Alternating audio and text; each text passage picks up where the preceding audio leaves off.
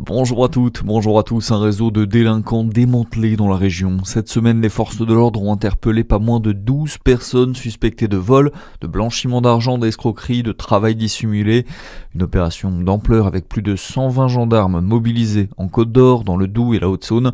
Les malfaiteurs ciblaient notamment les artisans pour leur dérober leur matériel et véhicules. Au moins 3 personnes ont été présentées à la justice à l'issue de leur garde à vue.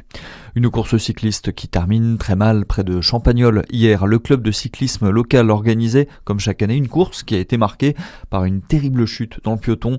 Vers 17h30, un accrochage entre coureurs a conduit à la chute d'au moins 6 personnes. 3 cyclistes ont été gravement touchés.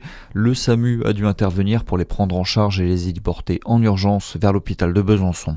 Dans le reste de l'actualité, le comité du 9 mai ne manifestera pas aujourd'hui à Paris. Le tribunal administratif a confirmé hier l'interdiction de rassemblement du collectif d'ultra-droite. La justice avait été saisie dans la semaine par les organisateurs après une première interdiction prononcée par le préfet de police. La préfecture, elle, justifie sa décision par des risques de troubles à l'ordre public. L'an dernier, plusieurs saluts nazis avaient notamment été observés durant la marche. À noter que le rassemblement antifasciste prévu en même temps a lui aussi été interdit. 3 jours de cessez-le-feu entre Kiev et Moscou, c'est l'annonce de Donald Trump ce vendredi. Le président américain a confirmé la suspension de toute opération militaire en Ukraine de ce samedi jusqu'à mardi prochain. La trêve comprendra également un échange de 1000 prisonniers de chaque pays.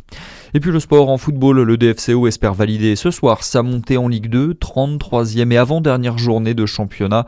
Les Dijonais se déplacent au Puy ce soir, un match qui se jouera sans le vice-capitaine Quentin Bernard, suspendu la semaine dernière. Le Puy, DFCO, coup d'envoi à 19h30. Et puis en basket, à suivre, 2 matchs à domicile pour les clubs bourguignons. Chalon-sur-Saône accueille le Portel, c'est à 18h en fin d'après-midi. Et puis un peu plus tard, Dijon reçoit Bourg-en-Bresse, c'est à 18h20 au Palais des Sports. Bonne journée avec Fréquence Plus.